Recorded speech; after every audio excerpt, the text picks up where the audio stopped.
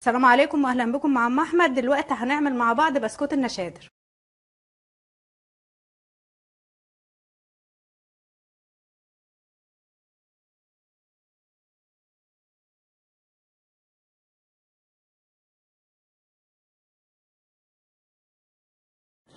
كوباية وربع زبدة، كوباية الا ربع سكر بودرة، نص كوباية لبن، اتنين بيضة عليهم الفانيليا، معلقة كبيرة نشادر، معلقة صغيرة يعني مليانة كده نشادر، نص معلقة صغيرة بيكنج باودر، 4 كوبايات دقيق.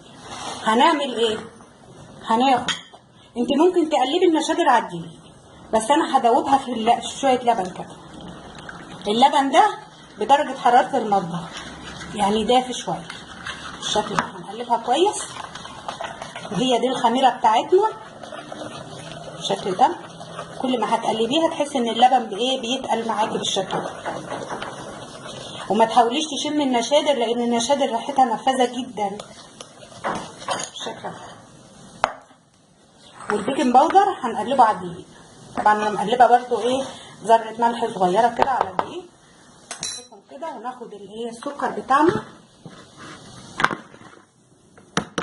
الافضل يكون ان انت نخلاه. بعد ما ضربنا الزبده وسكر البودره كده مع بعض، هننزل بالبيض معاهم رشه الفانيليا، بيضه بيضه كده، ننزل واحده ونضرب. دلوقتي هننزل بالدقيق بتاعنا كده، برضه نسيب شويه ونشوف العجينه بتاعتنا ونقلب ايه، وننزل بالنشادر بتاعتنا اللي باللبن كده.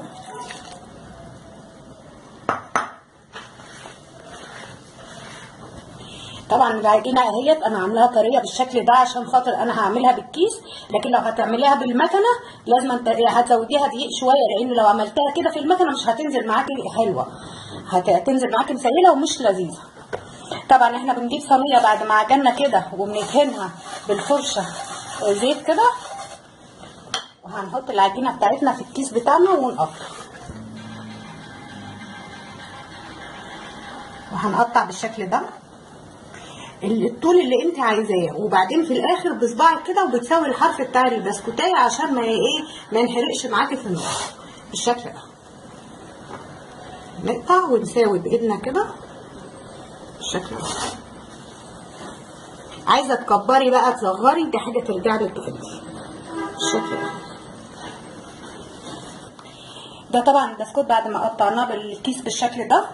طبعا اللي يفرق معاكي في البسكوت حاجه واحده بس، ان اللي ما تزوديش النشادر بتاعتك ولا البيكنج باودر بتاعك، دول بيفرقوا معاكي. تحطي المقادير زي انا ما قلتها لك. الزبده بقى طلعت معاكي، والسكر كمان ما تزوديش السكر بتاعه، لان لو السكر زاد معاكي بيخلي البسكوته تفرش منك وتطلع كده مش حلوه، ناشفه قوي في الفرن وتفرش منك. الزبده بقى طلعت كتير شويه ما بتزعلكيش، بالعكس كل ما لو طلعت كتير شويه صغيرين مثلا ولا حاجه، دي بتخلي البسكوته ناعمه معاكي وحلوه ما بتزعلكيش في حاجه. ودلوقتي ندخل الفرن مع بعض كده. ولع الفرن قبلها ساعه ما جيت اقطع في الصينيه كده، ولعت الفرن الاول يسخن.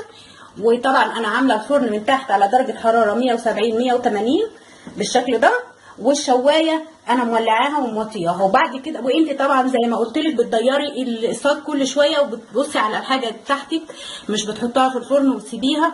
بعد ما تلاقي ان البسكوته احمرت من تحت بتشيليها تحطها على الشبكه وتحطي السيجان تحت مكانها عشان تحمر معاكي. وبتديري لو عندك مروحه ما بنقلقش، المروحه بتوزع الحراره، وفي نفس الوقت برده بتتابعي، يعني مش مروحه وبنسيب الحاجه. وهنقفل الفرن كده ونكمل وارجع لكم. دلوقتي هنطلع البسكوت بتاعنا بالشكل ده. طبعا انا حاطه برده تحت وفوق بالشكل ده. لما بحس ان قعره احمر بطلعه فوق زي ما انتم شايفين في الفرن كده، وهنقفل عليه كده. دي البسكوته بعد ما طلعت من الفرن بالشكل ده. شايفه القعر بتاعها هشه وجميله وناعمه وزي الفل معاكي ازاي؟ شايفه